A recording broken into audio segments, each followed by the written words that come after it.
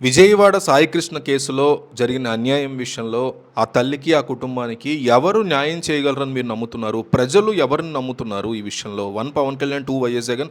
ఈ వీడియో కింద కామెంట్స్ సాయికృష్ణ తల్లి ఓపెన్ చేస్తారు. ఆవిడ ఖచ్చితంగా చదువుతారు.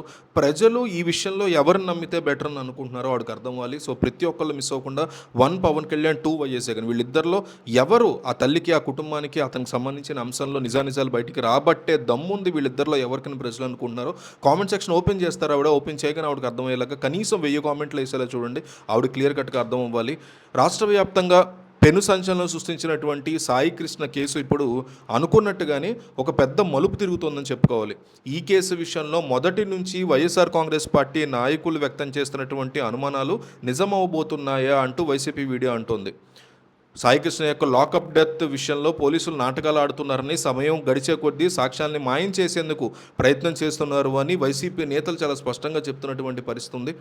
ఈ కేసులో అసలు నిజాలు బయటికి రాకుండా పై స్థాయిలో ఉన్నటువంటి పెద్దలు, అధికారులు కుమ్మక్కయ్యి వ్యవహారాన్ని తొక్కిపెట్టే ప్రయత్నం చేస్తున్నారనేటువంటి తీవ్ర విమర్శలు చాలా గట్టిగా వినిపిస్తున్న పరిస్థితి ఉంది. బాధిత కుటుంబాన్ని పరామర్శించినటువంటి నాయకులు కూడా సాయికృష్ణ ఇక లేడు అనేటువంటి చేదు నిజాన్ని నొక్కి చెప్పారు అంటున్నారు. పోలీసుల విషయాన్ని కప్పిపుచ్చడానికి ఎంతగానో ప్రయత్నం చేస్తున్నారనే ఆరోపణలు ఉన్న నేపథ్యంలో కోర్టును కూడా తప్పుదో పట్టించేలాగా వాళ్ళు ప్రణాళికలు వేశారు అని జగన్మోహన్ రెడ్డి రీసెంట్గా మీడియాతో మాట్లాడుతూ ఆరోపించారు. వైసీపీ అధినేత వైఎస్ జగన్ అలాగే వైసీపీ నేతలు ఏవైతే అనుమానాలు వ్యక్తం చేస్తున్నారో ఇప్పుడు అవే అంశాలు కోర్టు రూముల్లో హాట్ టాపిక్గా మారాయి అంటున్నారు.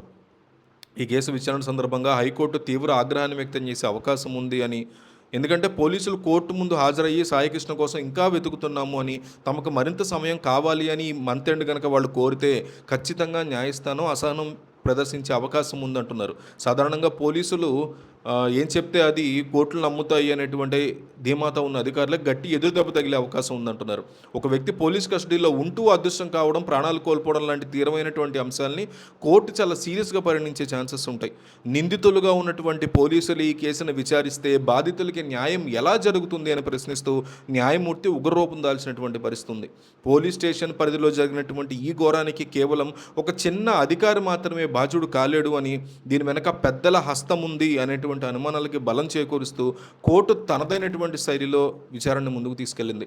సాక్ష్యాల మాయం గురించి వస్తున్నటువంటి వార్తల మీద కూడా న్యాయస్థానం తీవ్రమైనటువంటి స్పందన తెలియజేసినట్టుగా ఉంది. పోలీస్ స్టేషన్కి సంబంధించినటువంటి కీలకమైన సీసీటీవీ ఫుటేజీలు డిలీట్ అయ్యాయి అనేటువంటి అంశం మీద కూడా కోర్టు అసంతృప్తిని వ్యక్తం చేసింది. బాడీ లేదు, అలాగే ఫారెన్సిక్ ఆధారాలు లేవు కాబట్టి తాము సులభంగా తప్పించుకోవచ్చని భావిస్తున్నటువంటి కొంతమంది అధికారుల యొక్క ఎత్తుగడల్ని కోర్టు ఒక్కసారిగా తిప్పికొట్టినట్లుగా అయింది. కేవలం ఆధారాలు లేవనేటువంటి సాకుతో నేరస్తుల్ని వదిలిపెట్టే ప్రసక్తే లేదని, మానవ హక్కుల ఉల్లంఘన జరిగినప్పుడు వ్యవస్థ ఎంత కఠినంగా ఉంటుందో చూపించి తీరుతాం మేము అని ప్రకటించింది కోర్టు. ఈ కేసును కనుక తప్పుదో పట్టించడానికి కొంతమంది అధికారులు ప్రయత్నం చేస్తున్నారనే ఆరోపణలు వస్తున్న నేపథ్యంలో ఈ కేసుని తప్పుదో పట్టించడానికి ప్రయత్నించిన ప్రతి ఒక్కరిని పట్టుకుంటామని కోర్టు ముందుకు రావాల్సినటువంటి అవసరం ఉందంటున్నారు. కోర్టులు అంటే పోలీసులు ఇచ్చే నివేదిక కోసం మరికొన్ని రోజులు ఎదురు చూసే అవకాశం లేదు అనే ఫీలింగ్ కనుక కోర్టుకు వస్తే కొన్ని సంచలన నిర్ణయాలు కోర్టు తీసుకునే అవకాశం ఉందంటున్నారు.